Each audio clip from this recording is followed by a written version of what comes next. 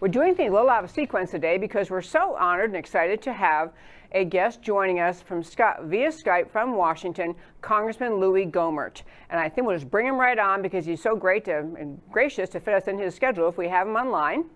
And there he is. Hello, sir. Hello, Debbie. Great to always be with you. Great to see you, sir. So glad you're here. Well, I'll just quickly tell our listeners, I mentioned to our listeners that my husband and I had the great opportunity, blessing, to go to Washington, D.C. last weekend and to attend the Million MAGA March, and which had at least 1 million people there.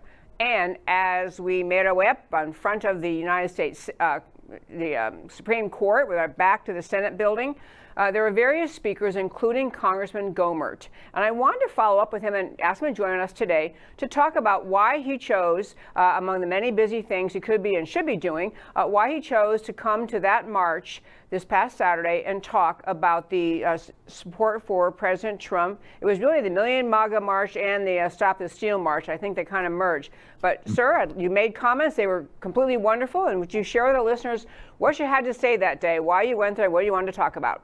Well, thank you, Debbie. Well, it was critical. The rally, the march, it was all so important, especially ending up at the Supreme Court. Now, judges, as we are trained back in my days as a judge and Chief Justice, you're trained that you're not supposed to let public opinion sway you at all. But we have seen from early days of this country, the worst decisions were affected by public opinion. And I was told that one of the things that flipped Chief Justice Roberts on the Obamacare decision was this great concern. It was printed, you could find things written about it, but he was concerned, we were told, that he might end up being the most political Chief Justice since Taney and Dred Scott decision if he struck down Obamacare. And then millions would die without health care. It was going to be a disaster. Well, those the public opinion doesn't affect people like Clarence Thomas and Alito. And unfortunately, it doesn't affect. Oh, gosh, we lost the connection. No, you're good. You're good. We can hear you. Dadgummit. Okay. I don't know. He must have seen a signal telling him. I'm sure we'll get him back. We had a little trouble connecting to start with today. And so I'm sure that Matt will figure that out. And Matt the Wonderful will get us back with Congressman Gohmert. But the one reason I wanted to have him on while we're making that connection again was that this was a day in Washington, D.C., where, as I've described to our listeners in the past, or just in the past few days, the marchers who were there, the Million MAGA March, or the other people who were calling themselves the Stop the Steal, was upbeat, positive, patriotic, passionate, inspired, happy people. No violence, no anger. There were not expressions of hatred. It was people who got together. We sang the national anthem.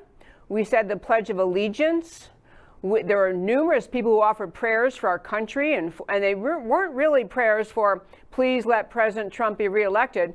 They were prayers for the integrity of our election system, prayers for strength for people involved in the election system and who are the ones who are counting the ballots, prayers for integrity, honesty, strength of character, for all sorts of people involved. That was the tenor of the march and of everything we heard at the march. And up outside the Supreme Court, the remarks made by Congressman Gohmert were just deeply insightful.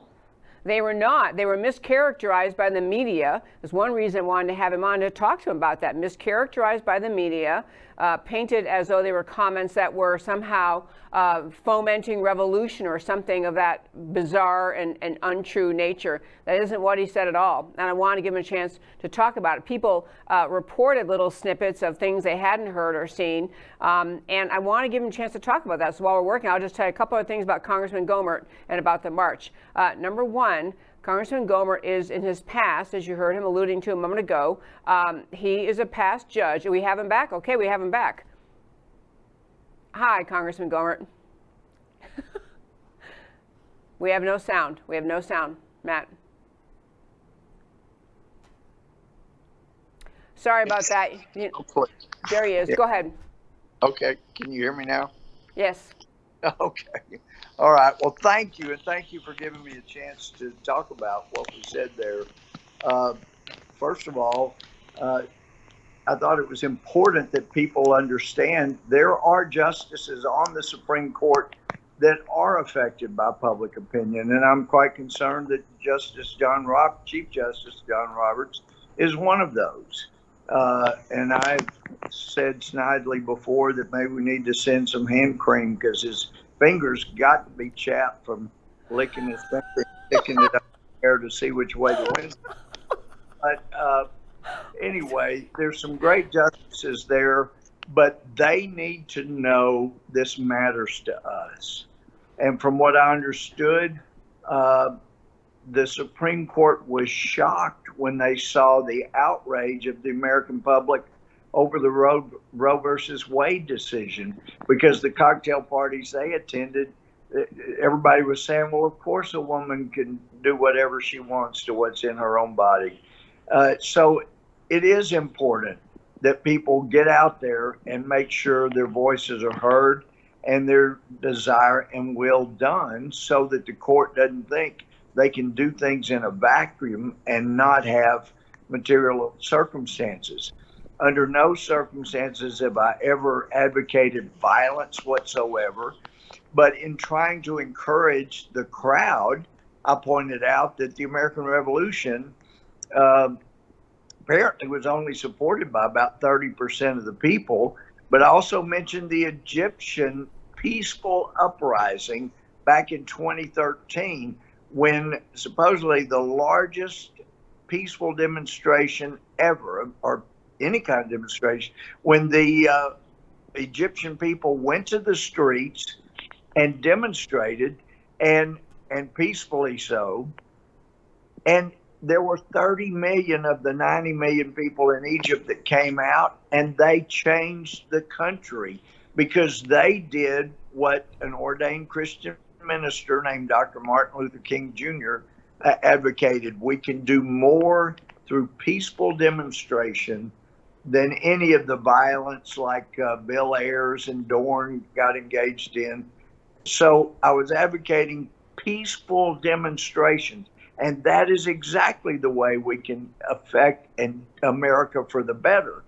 And in fact, just like we can expect, and it ended up happening in that rally in the march, you have people from the side of evil that are going to be out there using violence. And just like in Egypt, the Muslim Brotherhood they actually engaged in violence, burned some churches, and then blamed it on the peaceful, law-abiding people.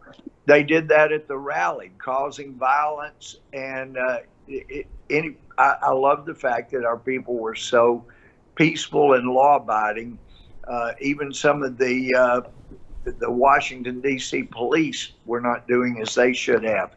But the reason it's so important is because under our form of government, where we are a self-governing republic, the people are the government. They're the ones that are supposed to show up and judge cases on juries. They're the ones that sentence people on juries. They're the ones that elect their servants. But if you go to Hosea 8:4, and I looked at numerous translations of this, and I love the more modern day translation where God is telling Hosea why he's going to come down on the children of Israel. And he said, they have chosen leaders who were not my choice. So as a believer, we're supposed to, pray, seek wise counsel, but you interview the people you're going to try to hire on election day. You don't just go in blindly. You know something about the people that you're going to vote for, so that hopefully you don't vote for the wrong people and put the wrong people in charge as your servants. So Christians really have an obligation that many have not lived up to in recent years, since there were, as I understand, maybe 30 million evangelical Christians that didn't show up to vote in 2016. So those things are very important, and it's important that the people's servants in representative government know how their bosses feel. So that's why it's so important. And also to let the court know this is a big deal to us, and people will have consequences. There's going to be a lot of demonstrations on our side peacefully, on the side of Antifa and BLM. They're going to be violent. So please follow the Constitution, because it's a big deal to us. It sure is. And also, I made the comment right after the first day after the rally on the first show about how there were not people marching and protesting in the streets when Barack Obama won the first time in 2008 or when he won the second time in 2012, because the people who voted for the other side, the non-Obama voters, had the sense that those elections were fair. I mean, maybe we didn't know all the details, but we knew that we were told the outcome, and the outcome was that Barack Obama had won. The reason people in the streets now in 2020 is because they don't believe that the reported results are true. They do not believe, based on what Sidney Powell is reporting about the electronic manipulation of voter tabulation software that appears to have flipped millions of votes before we got to Election Day. It is not that their sour grapes were mad because we wanted Trump to win instead of having allegedly basement Biden win. It's because we don't believe that the reports that NBC, CBS, the media are trying to dictate are what actually happened. And that's why there's so much outrage. Not because our guy didn't win, but the sense is the American people got cheated out of the system we're supposed to have. Your remark, your thoughts. Well, and we've talked about this previously off the air, but back in 2018, there was a group in Dallas. Former Intel people were part of the group, and it's a private group, but they were doing analyses of the election from Dallas County. And really, Debbie, I was thinking back some years back when it hit the news that Soros and others but especially Soros, were spending millions and millions of dollars to try to get people in place to do the vote counting. And I thought, well, in Texas, the person in charge of all the voting is the Secretary of State appointed by the governor, who's Republican, so we don't have to worry about that. What I didn't think about were the big cities. The vote counting in each county is the responsibility of the county clerk in national elections. And in East Texas, West Texas, Panhandle, the county clerks and their staffs normally do the counting. In the big cities like Dallas, Houston, Austin, San Antonio, they hire firms that have been trained on how you can manipulate the system. Certain people, not everybody. And they come in, and that's what happened in Dallas. And so they were able to look at the primary voting and things that went on and show how the votes were changed, Republican to Democrat, and how they made mistakes that made it very obvious what they were doing, because that was their first try at it. And then in the general election in 2018, they got better at hiding what they were doing to change votes. And so that information was offered to our Attorney General in Texas. And I would talk to Ken Paxton. Ken, you need to be on top of this. They're going to throw the 2020 election if we don't stop it. And I didn't realize he had other things on his mind back then. And so nothing got done. Now, there were some indictments in some people in some places, but not any of the people involved in the big cities where the real theft was going on. Yeah. And so what we have seen in this election, and Sidney Powell and I talked, she's a dear friend, and she's an awesome attorney, and talked with some of the other attorneys, went to Philadelphia. But in this general election, they used every method available. I'm told that not only were votes changed Republican to Democrat, and if you recall, we were told, there was a 6,000 person swing in Michigan, and that was simply a glitch. That wasn't a glitch. That was the design of the algorithm that was put in place, and that same design was used in other voting locations. I mean, this was not a mistake. And if we had, and actually, I went to the president over a year ago and laid out some of the stuff that was found in the 2018 election in Texas. And he was assured by other people, we're on top of it. We're not going to let it happen. This is we've got this. We've got this. That's a line here in Texas and Washington. We got this. We got this. Don't worry. Well, they didn't have it. And Christopher Krebs, that was in charge of the cybersecurity for our election, he was the head of it's called CISA, CISA, Cyber and Infrastructure Security Agency. But what could go wrong when a guy that worked for Bill Gates and was a never Trumper is put in charge of making sure that Trump had a fair election? What could go wrong? And actually, Debbie, if you go back and look, there was an article in Politico, not Trump's friend. They're no friend of mine. They're not very nice to me or the president. But anyway, they had an article on Election Day, November 3rd, and it was really kind of a puff piece about Christopher Krebs as head of the election cybersecurity. And he was saying there is no chance for fraud, can't happen, this is solid.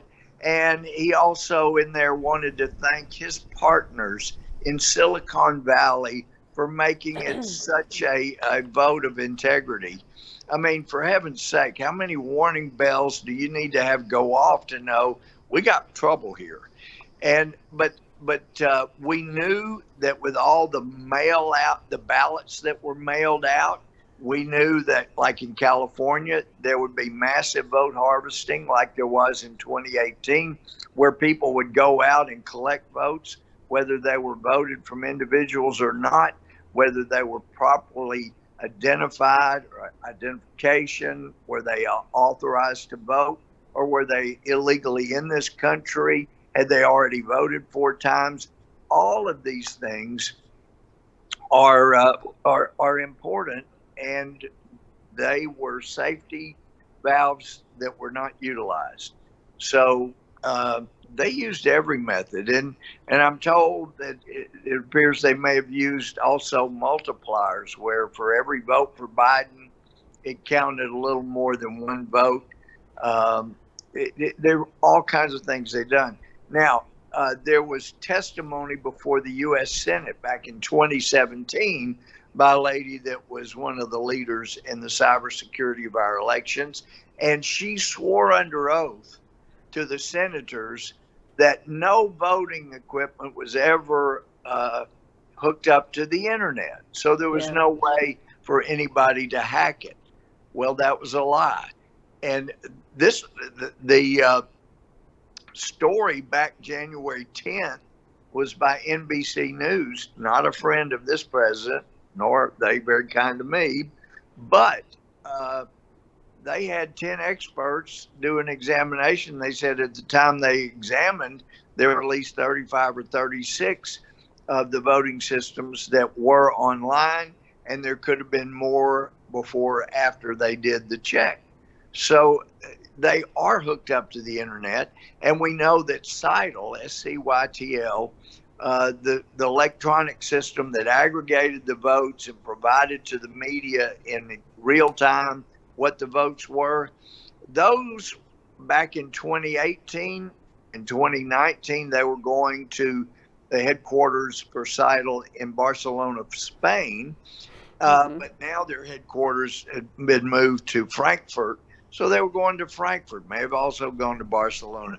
Why is any country that is outside the United States having anything to do with our election, having any access to back doors?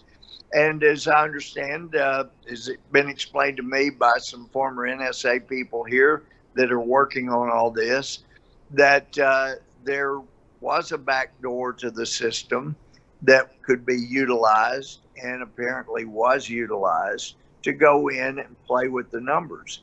But this was explained to me that actually they apparently, the people that were trying to get this election won electronically, were expecting that at the very best Trump could ever do, he would never get more votes than Obama did at his high point in 2008, which was 69 million votes. So when all of a sudden the Trump votes came flooding in, it overwhelmed them. And Texas was supposed to be manipulated so it would go blue. And the votes came in so fast and furious for Trump that they didn't have time to steal it. Even with vote harvesting and all these other things, they lost Texas before they had time to steal it. So they had to go to work on the swing states that are now being looked at and are now in play. But this is so very serious, and it infuriates me that there are Republicans who are saying, you know, Trump just needs to concede. We can come back and win this in 2024. Are you kidding? With all the ways this vote has been manipulated, apparently, there's not going to be another Republican win the presidency again. They'll have the FBI. They had many in the headquarters already here in Washington, but they'll have more involvement in the intelligence community. They'll have control over all the levers. And we saw how they set Trump up with a fraudulent case about the Russia hoax, which did not exist. Wasted 3 years of his administration dealing with the Russia hoax. This is not something that we can allow to be stolen and come back later and get back. We'll pretty much be done as far as Republican presidents if this is not corrected. Could not agree more, man. You hit on a bunch of questions. I was ticking off my list. I'm so glad you said all those things. That is the including the people who are advocating on the GOP side. Maybe President Trump should just concede, because we're going to have so much tumult if we don't get this finalized. Let him concede, come back in 4 years, because if we don't, to me, many avenues of cheating for voting have always occurred, always been in existence, and periodically we catch a few people and prosecute a few people. But if we're at the point now where we appear to be, where there is actual electronic manipulation of the voting tabulation software, as our friend, in fact, Russ Ramsland is very much now out in the open about everything. He was on my show last week. He described what happened. He's been all over the media. He's now informing the Trump team, the lawyers helping Trump.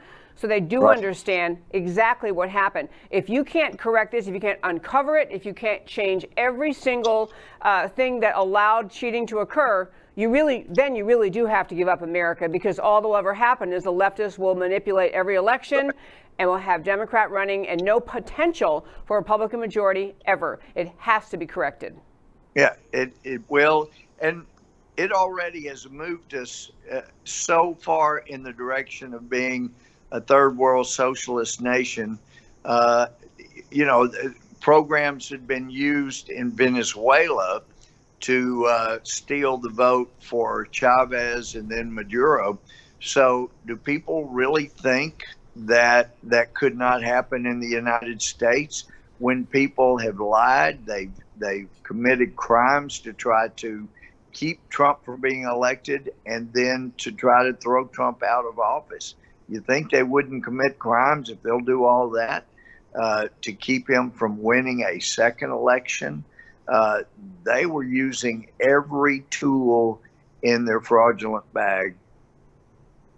They were. Congressman Gohmert, I am so grateful for people like you, because I have to tell you that many people are sitting back saying, conservative side, where are the other Republican leaders? I mean, maybe if you are a timid type or you don't want to speak up, but where are the Republican leaders because they should be able to see exactly what we're talking about. It's not whether you like Trump or don't like Trump, but if you think that you're going to let an election be stolen right in front of our eyes, especially now that what everyone in the country is paying attention knows what Sidney Powell has exposed, What Russ Ramsden's exposed? Where are the rest of the Republican leaders? I'm not going to ask you to answer that unless you'd like to, because I just really want to get around to saying I'm so grateful for you, your leadership, your bravery, your speaking up when so many other Republicans are cowering in the corner, not willing to speak up and defend America. It's not just defending Trump, defending America and the Republic against a fraudulent election. That's right, defending our system of government. No form of government is going to last forever. No country is going to last forever until Jesus comes back. And you really don't find even attempts at a republic lasting longer than 200 years. Even in Rome, they tried to improve on what the Athenians had done, the Greeks had done, and they made it more of a republic than democracy. So it's really pretty accurate. We have a democratic republic where we have a representative form of government. But this is about to become a socialist nation. And it's amazing to me that you would have people think that Marx and Engels were these brilliant guys that came up with this fantastic system where everybody shared. Marx missed and Engels missed the most important thing in the development of a society, a free society, and that is the development of a middle class and the development of unions. They never saw any of those. If you can't see something that clearly coming, then do you really come up with the perfect form of government? No, it never works. You end up with a very tiny ruling class, and then you have everybody else in the lower class. The peasants. That's the way it goes. And Dostoevsky said, as Solzhenitsyn quoted him, the problem with socialism is not economic. The problem with socialism is atheism. Because under socialism, there's no room for any God to be acknowledged other than the government. And as Solzhenitsyn said in the Gulag Archipelago, I mean, it was treasonous to teach your child something about religion or something about other government forms that may have something, but that was treason. And they would and did take your children away and throw the parents in jail. That often happened. So this is serious stuff for those of us who want to be free to practice our Christianity and to believe in the Lord Jesus Christ. We're coming to a time, though, in the United States, if we don't get this corrected, when the persecution of Christians is going to be full bore. I mean, would you have ever thought in your lifetime, say 20 years ago, that a day would come when government, local, state, federal might say, you can't go to church. You can go to a casino, you can go to a liquor store, but you can't go to church. That's really not essential. Even 20 years ago, people would have been rushing to church when they saw a pandemic arrive, saying, we got to pray to God for his grace and his protection. That's not what's happening right now. Absolutely true. Absolutely true.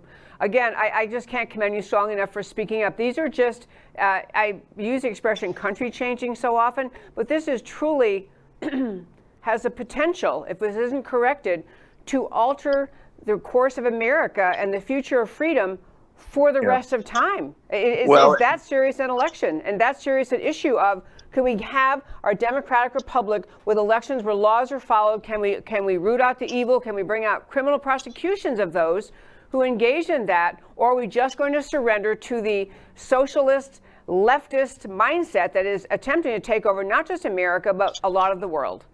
That's where we are. What's tragic is it just isn't country changing, it's world changing.